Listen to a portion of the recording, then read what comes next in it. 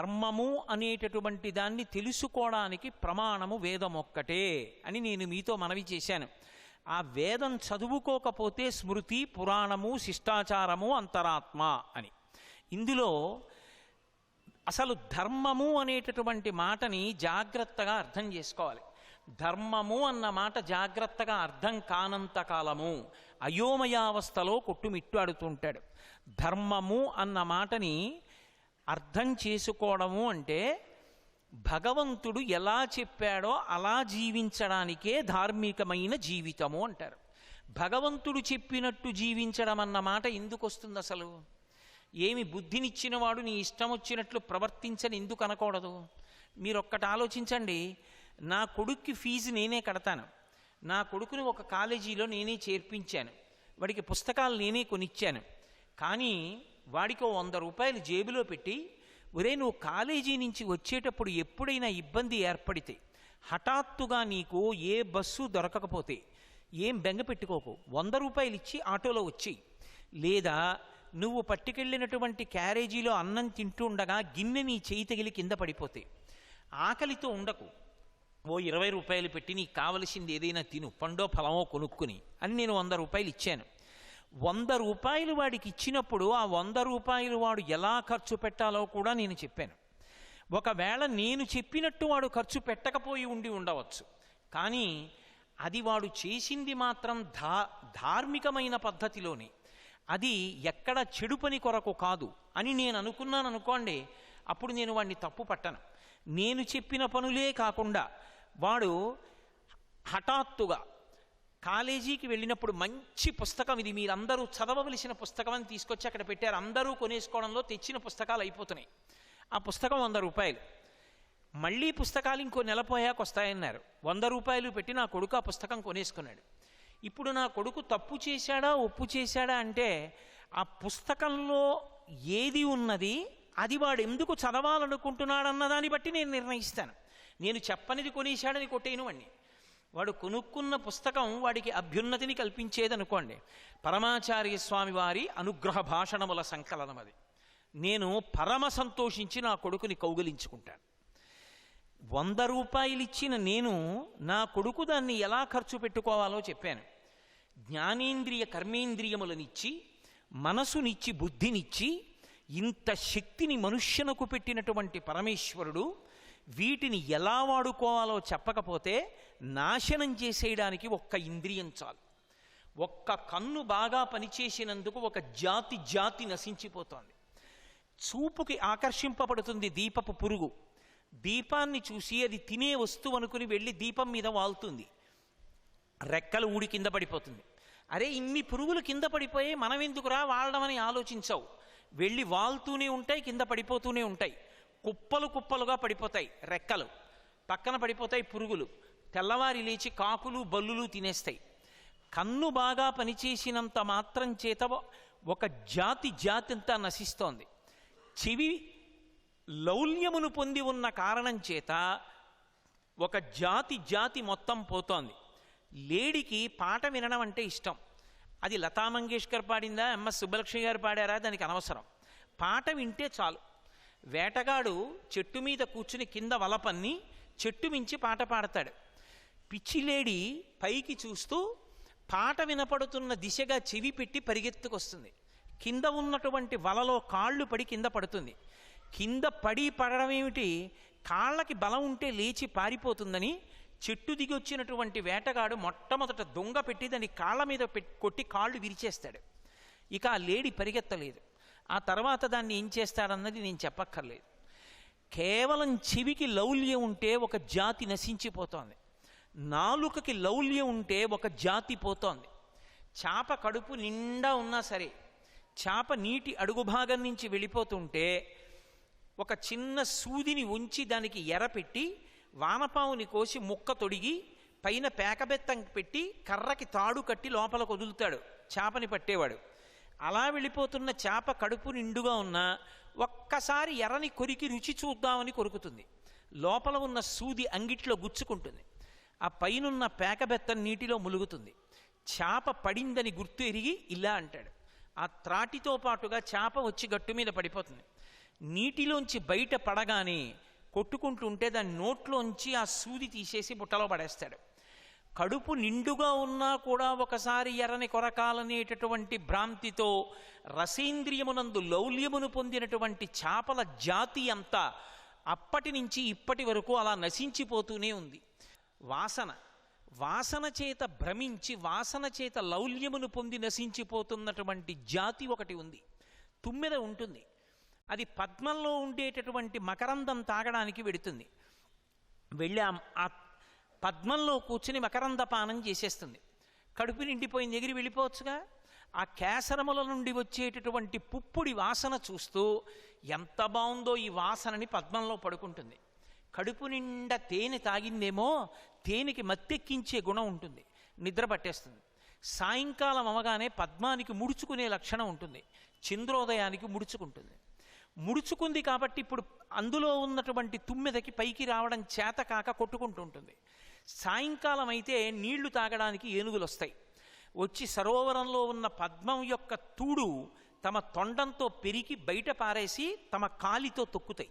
తొక్కినప్పుడు లోపల ఉన్నటువంటి తుమ్మెద ఏనుగు యొక్క పాద తాకిడికి మరణిస్తుంది. అంటే కేవలముగా వాసనాలౌల్యము చేత పద్మంలో పడుకుందామనుకునేటటువంటి తుమ్మెదల జాతి అంతా కూడా ముక్కు యొక్క తన్మాత్ర అయినటువంటి వాసనయందు లౌల్యమున్న కారణం చేత నశించిపోతోంది. ఏనుగుకి స్పర్శేంద్రియమునందు లౌల్యం. ఆడ ఏనుగు కనపడితే ఒకసారి ఇలా రాసుకోకపోతే అది ఉండలేదు. అందుకే పెద్ద గొయ్యి తవ్వి పుచ్చుకర్రలు పరిచి దాని మీద గడ్డి వేసి ఒక ఆడ ఏనుగు బొమ్మ పెడతారు మట్టితో చేసి. ఆడ ఏనుగు కనపడగానే దాన్ని ఒరుసుకుందామని వచ్చి ఒక్కసారి ఆ ఆడ ఏనుగుకి తన చర్మాన్ని ఇలా ఇలా రుద్దుతుంది. ఆ ఊగడంలో బరువుకి కర్రలు విరిగి గోతిలో పడిపోతుంది.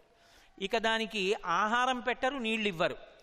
అది శుష్కించిపోయి నీరస పడిపోతే ఆ పిచ్చి 4 చెరుకు కర్రలు పెట్టినటువంటి వ్యక్తి ఆ అంకుశాన్ని చేత్తో పట్టుకుని కుంభస్థలం మీద పొడుస్తుంటే తలలోంచి వచ్చిన పోటుకి భయపడిపోయి ఆ అంకుశం చూసినా మావటిని చూసినా భయపడిపోయి ఇంత పెద్ద ప్రాణి అతను ఏం చెప్తే చేస్తుంది. అంకుశం అంటే ఎంత భయం అంటే దాని ముందరి 2 కాళ్ల ముందు అంకుశాన్ని పెట్టి మావటి పక్కన కూర్చుంటాడు. తొండం ఇలా ఊపుతుంది, కాళ్ళు వెనక్కి ఆడిస్తుంది తప్ప ముందరి కాలు ఎత్తి మాత్రం అంకుశం మించి బయటికి వెయ్యదు. బయటికి వేస్తే అది పెట్టి తలలో పొడుస్తాడని భయం. తను కేవలం వేరొక ఏనుక్కి శరీరాన్ని రుద్దుకోవాలన్న కోరికకి స్పర్శేంద్రియ లౌల్యానికి ఏనుగు నశించిపోయింది. ఏనుగుల జాతి అంతా నశించిపోతోంది. 5 ఇంద్రియాలు బలంగా ఉన్నటువంటి మనిషి ఏ శాస్త్రము ప్రమాణంగా లేకపోతే ఉరే నువ్వు పాడైపోతావురా వాటిని ఇలా వాడుకోని చెప్పేవాడు లేకపోతే ఈ 5 ఇంద్రియములను పట్టుకుని మనసు లాగేస్తే ఎంత పతనమైపోతాడో, ఎక్కడికి వెళ్ళిపోతాడో, చిట్ట చివరికి ఎలా పాడైపోతాడో, ఎన్ని కోట్ల జన్మలు మళ్ళీ తిరియక్కుగా మారిపోతాడోనని పరమ కరుణామూర్తి అయినటువంటి పరమేశ్వరుడు వేదాన్ని ప్రమాణంగా ఇచ్చాడు. ఇచ్చి ఆచారకాండాన్ని నిర్ణయం చేశాడు. ఒరే నాయనా, మీరు మీకిచ్చిన ఇంద్రియాల్ని ఇలా వాడుకోండి, ఇంద్రియముల యొక్క ఉద్ధతిని ఇలా తగ్గించుకోండి. అందుకే ధర్మము అన్న మాటకు అర్థం ఏమిటంటే కామము అర్థము ఈ రెండిటినీ కూడా, ఈ 2 పొటమరించకుండా ఉండవు. ఈ 2 ప్రతి మనుష్యుని యందు పొటమరించి తీరుతాయి. అవి లేకుండా ఎవరు ఉండడు. కానీ భగవంతుడు చెప్పిన మార్గంలోకి మళ్ళిస్తారు. ఆ మార్గంలోకి మళ్ళితే అది బంధనహేతువు కాదు. ధర్మం ఒక చట్రము. ఆ చట్రములోంచి మీరు వెళ్ళినంత కాలం సురక్షితం. పట్టాల మీద రైలు వెళ్ళినంత కాలం రైలు సురక్షితం. ఆకాశంలో వెళ్ళి క్షేమంగా భూమి మీదకి దిగితే విమానం సురక్షితం. నీటిలోనే ప్రయాణం చేస్తే ఓడ సురక్షితం. ధర్మచట్రంలోకి ఇమిడితే మనం సురక్షితం. ధర్మం ఎవరు చెప్పాలి అంటే వేదం చెప్తుంది. ఇలా బ్రతుకు, స్నానం ఇలా చెయ్యి, నిద్ర ఇలా లే, అన్నం ఇలా తిను, బట్ట ఇలా కట్టుకో, నిద్ర ఇలా నిద్రపో, తాంబూలం ఇలా వేసుకో, ఆశ్రమం ఇలా ఉండు, వర్ణము ఇలా ఉండాలి. అందుకే ధర్మము దేని మీద ఆధారపడుతుంది అంటే వర్ణాశ్రమముల మీద ఆధారపడుతుంది. ధర్మము ఇక దేని మీద ఆధారపడదు. వేదమతమునందు నిర్ద్వందంగా నిర్భయంగా చెప్పవలసిన మాట ఇదే. ఇంకొక మాట చెప్పడం సాధ్యం కాదు. ధర్మము దేని మీద ఆధారపడుతుంది అంటే వర్ణము ఆశ్రమము ఈ రెండిటి మీద ఉంటుంది ధర్మం. అందుకే ఇంత పెద్ద సముద్రమంత వాంగ్మయం ఎందుకు రావలసి వచ్చిందంటే అసలు ధర్మం అనేటటువంటిది అందరికీ ఒకటి ఎప్పుడూ కానే కాదు. నేను ఒక మాట చెప్పి ఇది ధర్మం అండి అన్నాను అనుకోండి, కానే కాదు. నేను ఇక్కడ కూర్చుంటే నాకు ధర్మం ఉంటుంది, ఈ వేదిక మీదకి ఎక్కాలంటే నాకు ధర్మం ఉంటుంది, ఈ వేదిక మించి దిగేటప్పుడు నాకో ధర్మం ఉంటుంది, అక్కడ కూర్చుంటే మీకో ధర్మం ఉంటుంది, మాట్లాడితే నాకో ధర్మం ఉంటుంది, నేనే వచ్చి శ్రోతగా ఉంటే నాకో ధర్మం ఉంటుంది, నేను ఇంటికి వెళ్ళిపోతే ఒక ధర్మం ఉంటుంది, నా భార్య ముందుంటే ఒక ధర్మం ఉంటుంది. వర్ణము ఆశ్రమము అన్ని ధర్మాలు ఒకలా ఉండవు. ఏ వర్ణము వారి ధర్మము ఆ వర్ణమే. బ్రాహ్మణుని ధర్మము బ్రాహ్మణునిది, వైశ్యుని ధర్మము వైశ్యునిది, క్షత్రియుని ధర్మము క్షత్రియునిది, 4వ వర్ణము వారి ధర్మము 4వ వర్ణము వారిది. ఇందులో మీరొకటి బాగా జ్ఞాపకం పెట్టుకోవాలి, వేదము ఎవరినీ తక్కువ చేసి చూడదు. ఏ ఒక్కరూ కూడా తరించడానికి తలుపులు ముయ్యడం వేదం యొక్క ఉద్దేశ్యము కానే కాదు. ఎవరు ఏది చేసినా చెయ్యమన్నది చేసిన వాళ్ళందరూ తరిస్తారని వేదం ఎలుగెత్తి చాటుతుంది. మీరు కావాలంటే పంచమ వేదమైన మహాభారతం చూడండి. మహాభారతంలో వ్యాసుడు 1కి 10 మార్లు చెప్తాడు. లోకప్రసక్తులు వచ్చినప్పుడు వర్ణధర్మాల్ని ఎవరు పాటించారో వాళ్ళందరూ ఆయా ఉన్నత లోకాలకి చేరుకుంటారు. అన్ని వేళలా ఒకరి ధర్మాన్ని ఒకరు పట్టుకునే ప్రయత్నం ఎప్పుడూ చెయ్యకూడదు. చాలామంది ఏమనుకుంటారంటే వేదం బ్రాహ్మణులకు మాత్రమే, బ్రాహ్మణులు పక్షపాతం, బ్రాహ్మణులు ఒక్కళ్ళే తరించడానికి అలా ఉంటుంది, మిగిలిన వాళ్ళకి అవకాశం ఇవ్వలేదనుకుంటారు.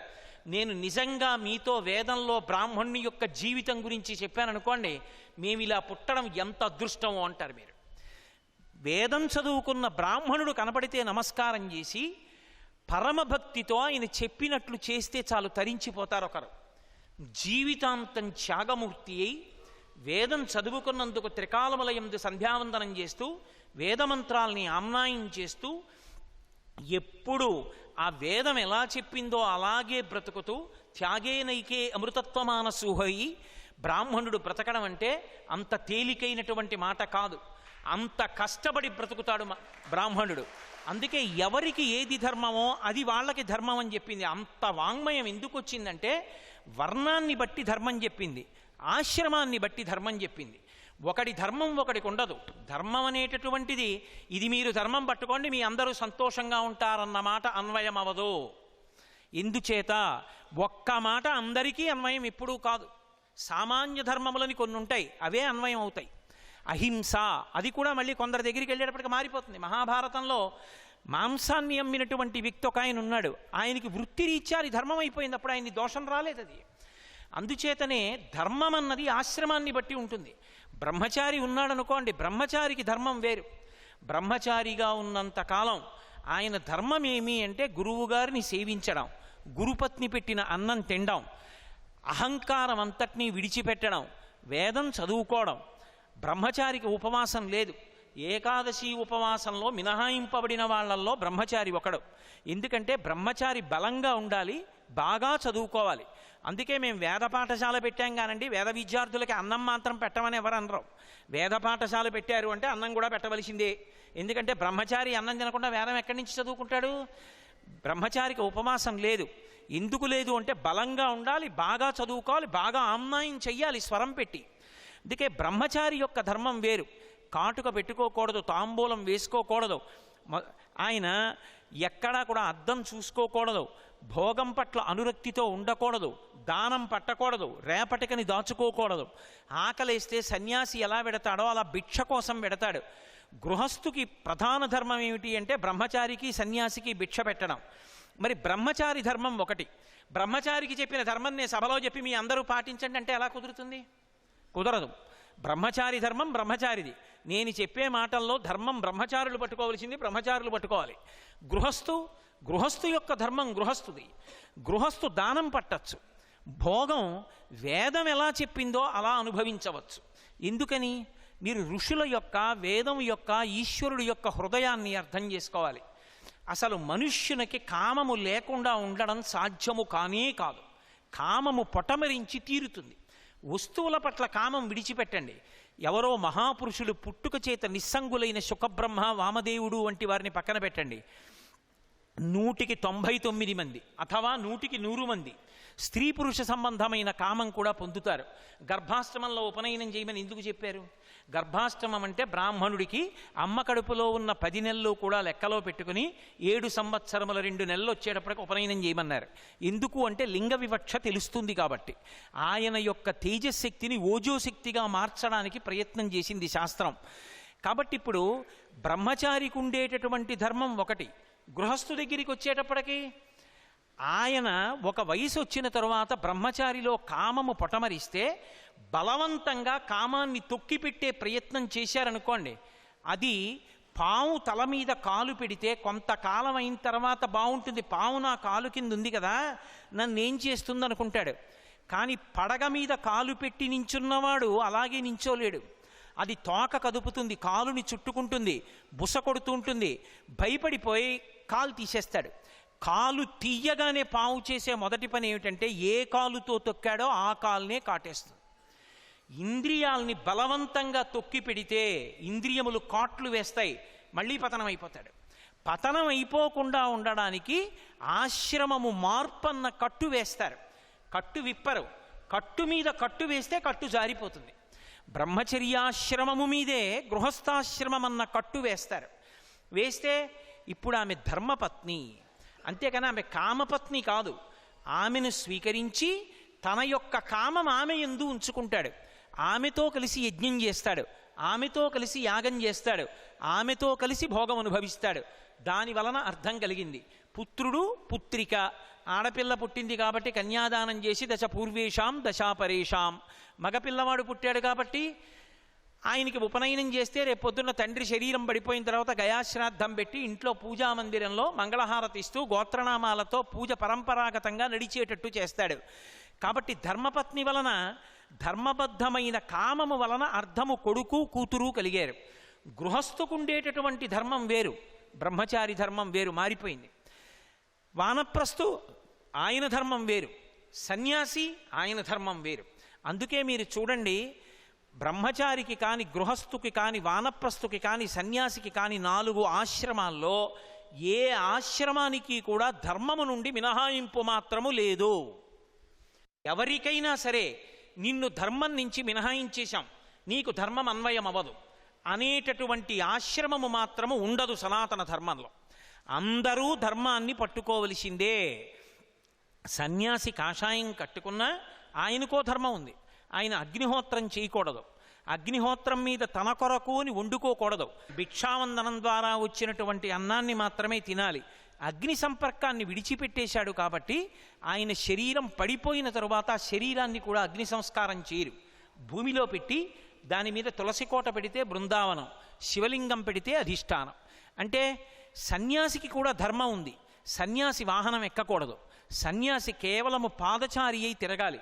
పీఠాధిపతి అయి పీఠ పరంపర, పీఠంలో ఉండేటటువంటి వైభవం అంతా వెనక ఏనుగులు, గుర్రాలు, ఒంటెలు వస్తున్నా సరే తాను శిష్యులు మోసిన పల్లకీలో కానీ కాలి నడకన కానీ వెళ్ళాలి తప్ప వాహనం ఎక్కి సన్యాసి ఎన్నడూ తిరగరాదు. అది సన్యాసికి ప్రధాన ధర్మం. చాతుర్మాస్య వ్రతం చేయడం సన్యాసికి ప్రధాన ధర్మం. ఇవి నేను విడిచిపెడతాను అన్నప్పుడు సన్యాసాశ్రమ ధర్మాన్ని అనుసరించినట్లుగా చెప్పడం చాలా కష్టం అవుతుంది. ధర్మము ధర్మమే. ఏ ఆశ్రమంలో ఉన్న వాళ్ళైనా ఆ ఆశ్రమానికి సంబంధించినటువంటి ధర్మాన్ని పాటించవలసిందే. అన్ని ఆశ్రమాల్లోకి సర్వోత్కృష్టమైన ఆశ్రమం ఇది అని అడిగారు. రామాయణం చెప్పినా, భారతం చెప్పినా, భాగవతం చెప్పినా అన్ని ఆశ్రమములలోకి గొప్ప ఆశ్రమం ఏది అంటే గృహస్థు యొక్క ఆశ్రమమే. ఎందుచేత అంటే గృహస్థ అనేటటువంటి వాడు లేనినాడు బ్రహ్మచారికి అన్నం లేదు, సన్యాసికి భిక్ష లేదు. అసలు ఇంతమందికి భిక్ష పెట్టి సన్యాసి వైరాగ్యం వచ్చి శరీరం ఉంటే ఉంది, పడిపోతే పడిపోయిందని బతుకుతాడు. బ్రహ్మచారి ఎవరో పెట్టిన అన్నంతో వేదం నేర్చుకుంటాడు. గృహస్థు 10 మందిని పిలిచి ఆతిథ్యం ఇచ్చి పంచయజ్ఞములు చేసి సమాజం నిలబడేటట్టు చేసి తను తరించేవాడు గృహస్థు. అందుకే గృహస్థాశ్రమ ధర్మము అన్ని ధర్మములలోకి గొప్పది.